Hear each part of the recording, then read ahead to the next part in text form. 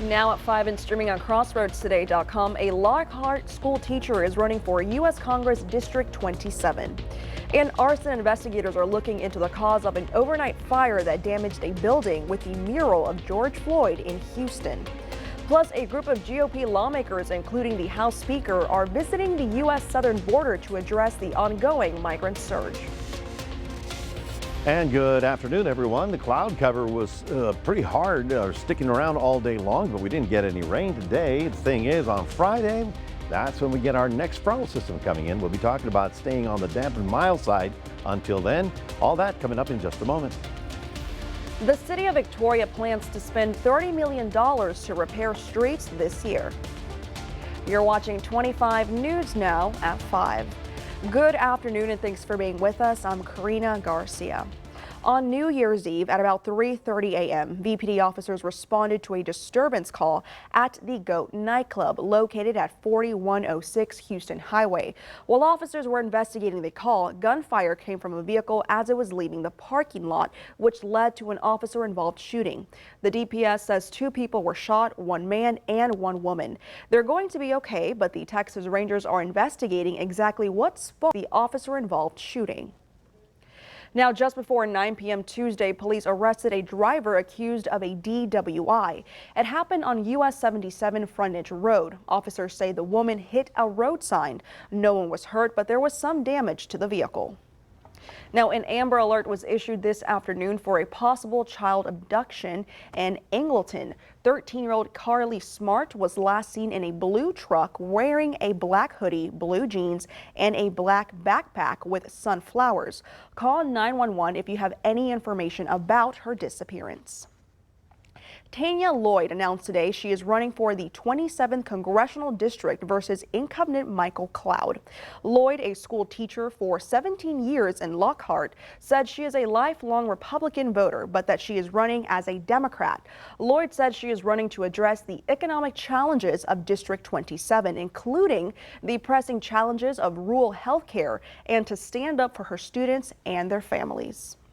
The last day to register to vote in the City of Victoria mayoral election is tomorrow, January 4th. In this Victoria mayoral election, the first day for in-person early voting is January 17th. The last day to receive an application for ballot by mail is January 23rd. The last day for early voting is January 30th. And once again, election day is set for Saturday, February 3rd. And now let's take a look at your forecast with Chief Meteorologist Mac Perez. Thank you very much, Karina. Well, folks, as you can see right about here, we're between storms. Here's one and there's 2.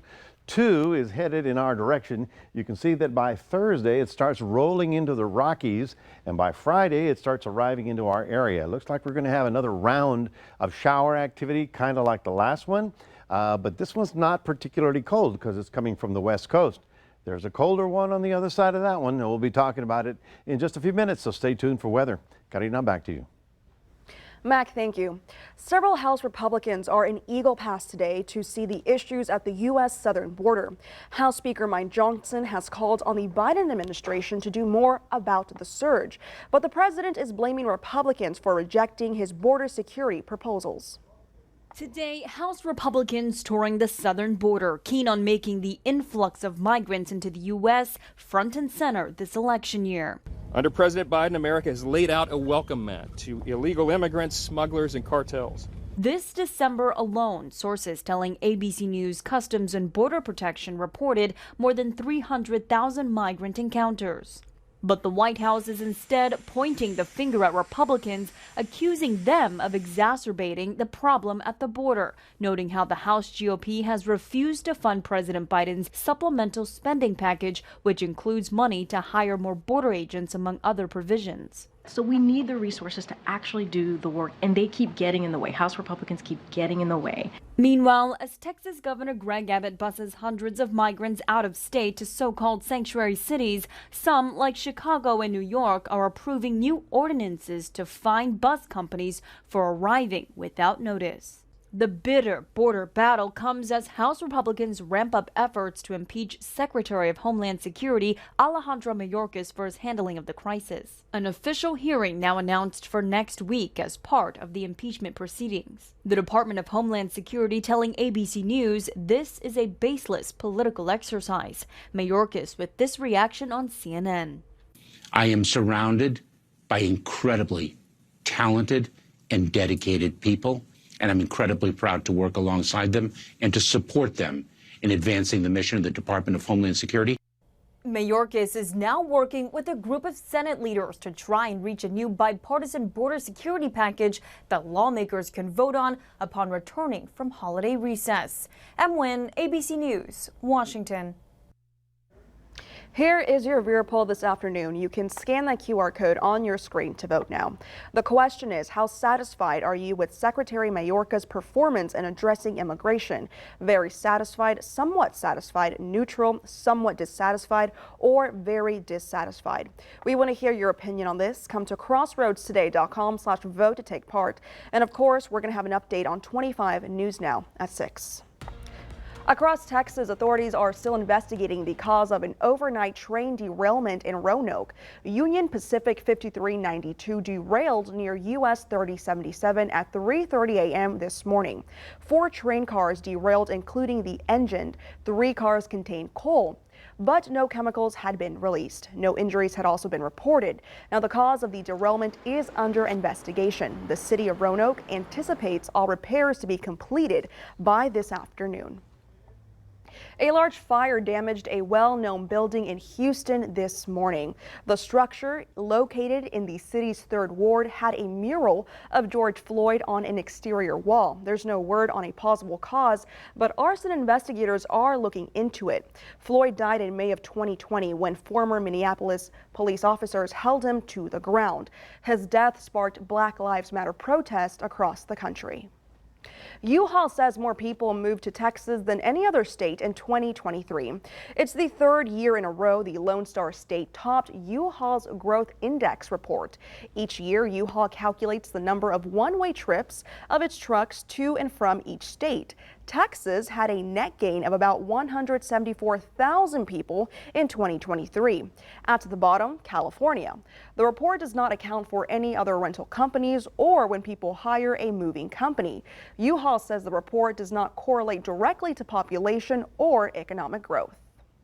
Here are some of the top headlines you can read in the Port Lavaca wave. Police arrested one man for public intoxication after they found a vehicle submerged near the 6 Mile community boat ramp. Plus, Memorial Medical Center's CEO has outlined a new multi-approach profitability plan designed to refocus the hospital's efforts to save money. You can read these stories and more at theportlavacawave.com. The city of Victoria plans to spend a record-breaking $30 million to repair 20 miles of streets this fiscal year. Repairing Crestwood Drive between Ben Jordan and Navarro Street was finished last February. The final phase of the $15 million Crestwood Drive project between Ben Jordan and Main is about 90% complete. The project is expected to finish in August. Street repairs are also continuing in 5 other areas. The city of Victoria's overall goal is repairing 112 miles of streets through the 2026 fiscal year. Bitcoin company Riot made $32 million last August by reducing electricity usage. But advocates want to know why all residents can benefit in the same way. You can read the full story by the Texas Tribune on our crossroadstoday.com website. And remember to subscribe to our YouTube channel, Crossroads Today. Hit the like button and click that notification bell. For now, stay with us. Over 100 people have been hurt and killed in 2 deadly explosions in Iran. That's straight ahead on 25 News Now at 5. Also ahead, health experts are warning Americans about the rapidly surging respiratory viruses happening right now across the country.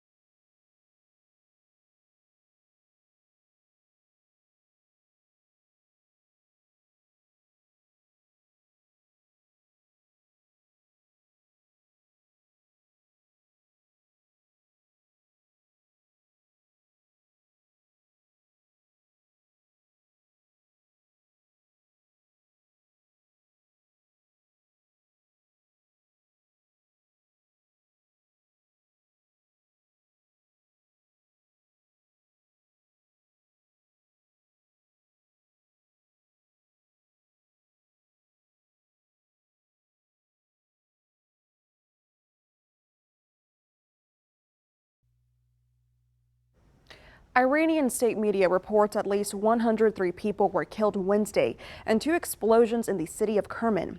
Another 141 people had been hurt. The blasts were near the burial site of a killed military commander. Wednesday marked the 4th anniversary of his death in a U.S. airstrike ordered by former President Donald Trump at Baghdad International Airport. He was one of Iran's most powerful men.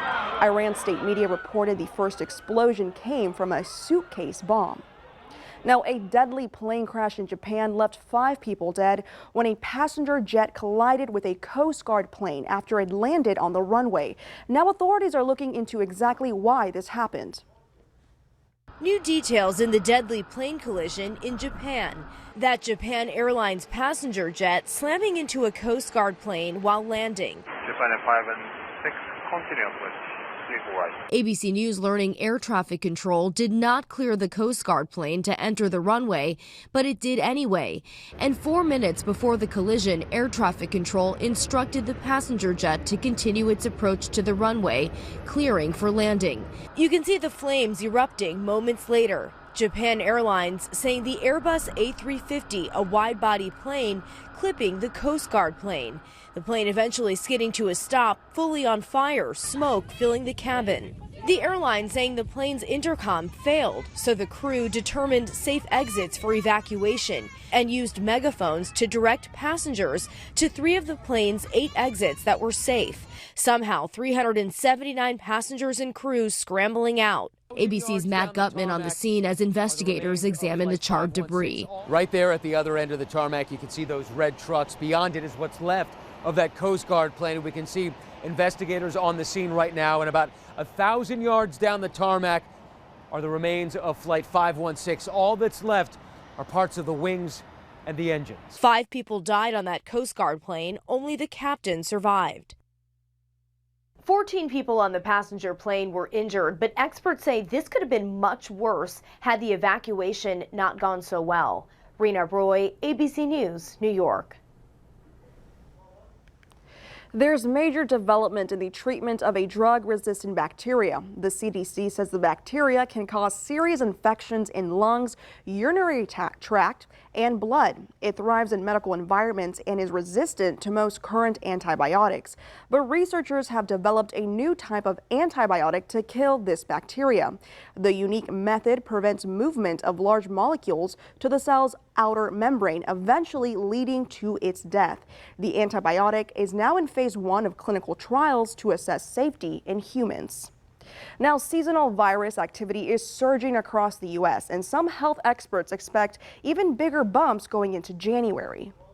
A new year, the same respiratory viruses hitting the U.S. hard. We are seeing an enormous amount of COVID.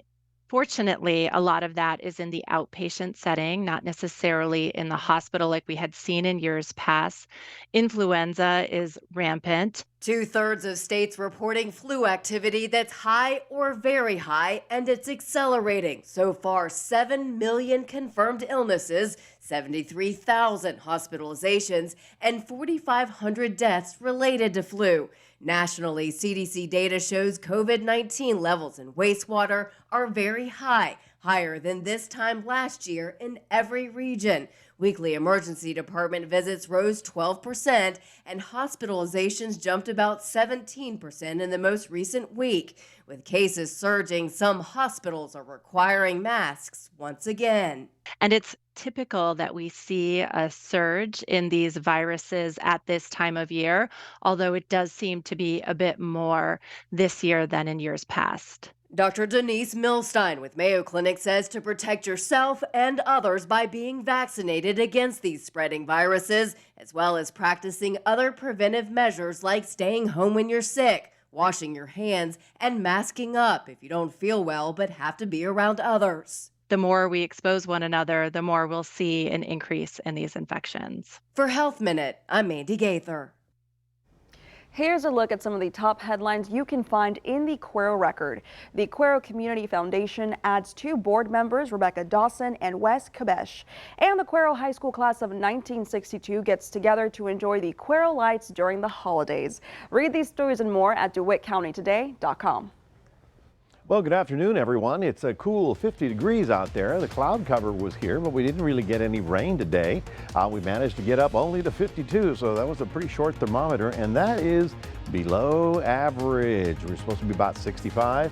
Well, for the next couple of days, we'll be above 65 or close, but we're looking for another rain band coming through here on Friday, and we'll be talking more about that coming up in just a moment.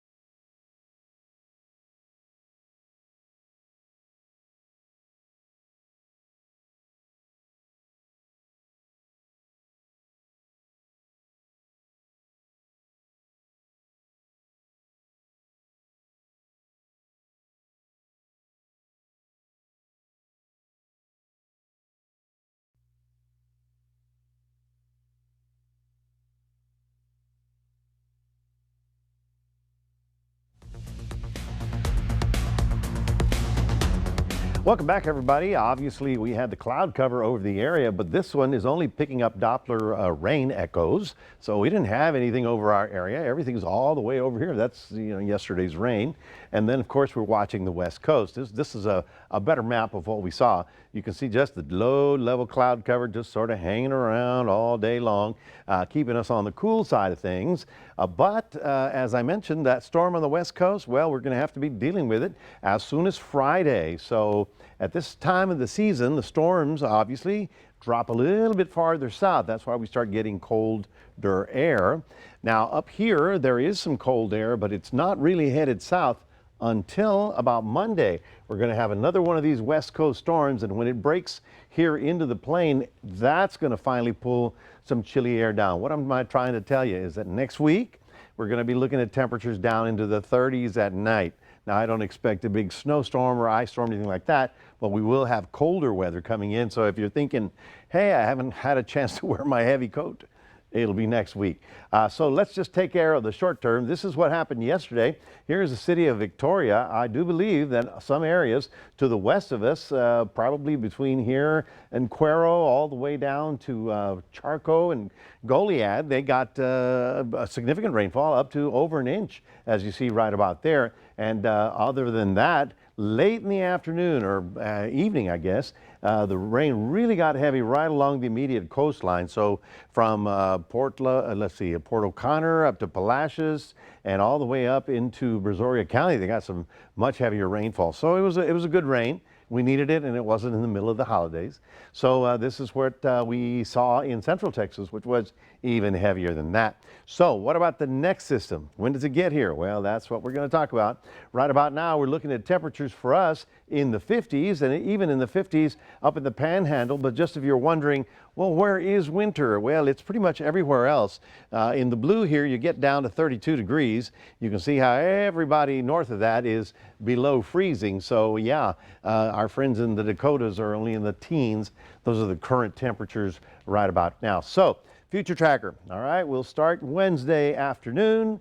We'll see some clouds over the area, but this is only picking up rain. And there you see Thursday. Hello, Thursday, 7 o'clock.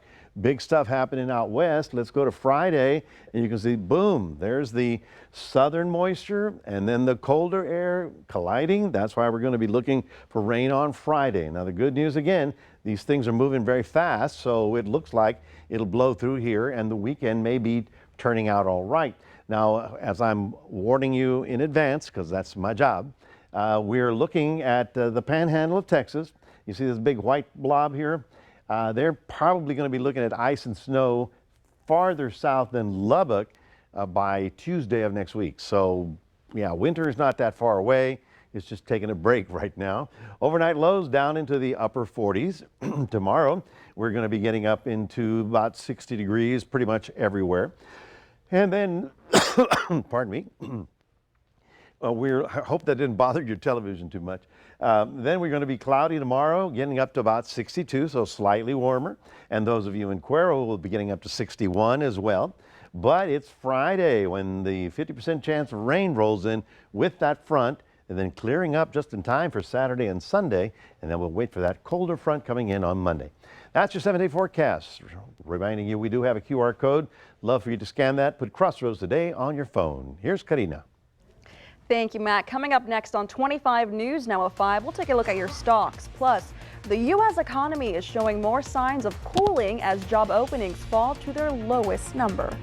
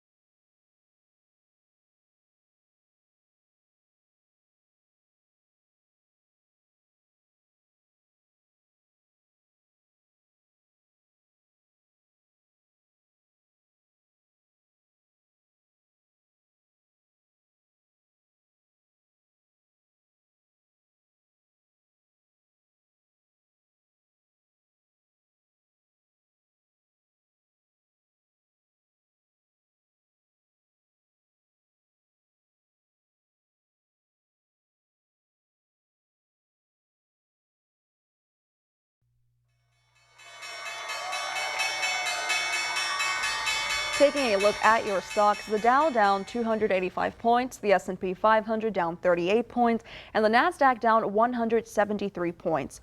Oil up $2.58, closing at $72.96 a barrel.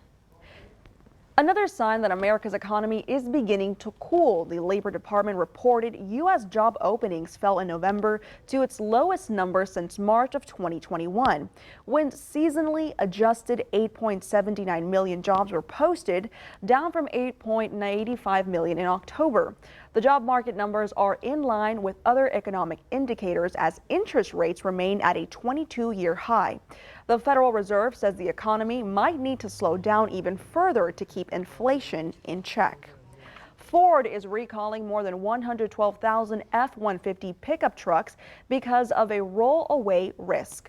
The National Highway Traffic Safety Administration says a rear axle hub bolt in some of the vehicles might break, which could cause the truck to roll away when in park or lose drive power. The recall includes F-150s from 2021 through 2023 that are equipped with the Trailer Tow Max Duty package. The company says drivers who hear a clicking or rattling noise should take their vehicle to the dealership right away.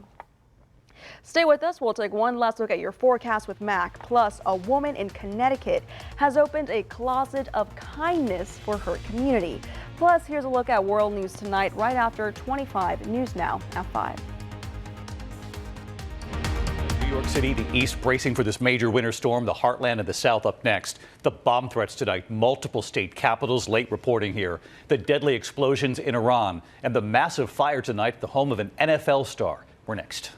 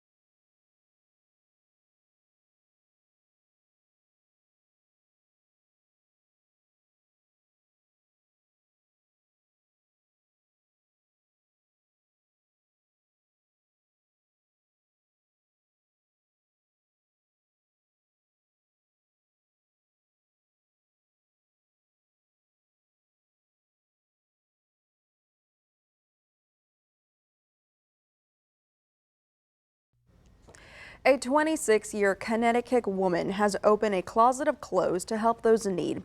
Allison Gallagher decided to create Allison's Closet of Kindness outside her home instead of selling her clothes or throwing them away. She said she wanted to help those who are having a hard time financially. Community members are also pitching in to help by dropping off clothes they no longer need. And you know what? You're telling us we're going to need our coats pretty soon. Yeah, you know, and of course, fortunately, it's a very nice gesture by the lady, but, you know, we have the Salvation Army, we have several other used clothing outfits, and if you have stuff that you don't use anymore, especially families, you know, the kids grow up so fast, consider it, because next week I'm looking at overnight temperatures getting into the mid and upper 30s. Ooh. So there is a little bit of winter ahead. Not today and not tomorrow. Tomorrow we'll get up to about 62, still on the overcast side. Still kind of chilly. Friday more rain. Yeah, that's going to be a good one. And Saturday, Sunday's looking good, but it's that frontal system on Monday night It's going to drop us into the 30s for Tuesday, Wednesday, and Thursday of next week. So, yeah, so it's not exactly over with just yet. If we get to March 1st, I'll tell you winter's over, but February can be cold, and certainly this is January, so we'll be dealing with it. So if you haven't used your heavy coat just yet, just give it another week, and you'll be needing it next week. That's right. What is how we always say there's no such thing as bad weather, just poorly dressed or bad dressed? Something along those lines. Or you're poorly dressed for the weather. That's yes, what no it such could thing be. as bad. That's what he would It's say. all good weather. All righty. Thank you, Mac. And thank you for being with us. We hope to see you back here tonight for 25 News Now at 6. World News Tonight with David Muir is up next.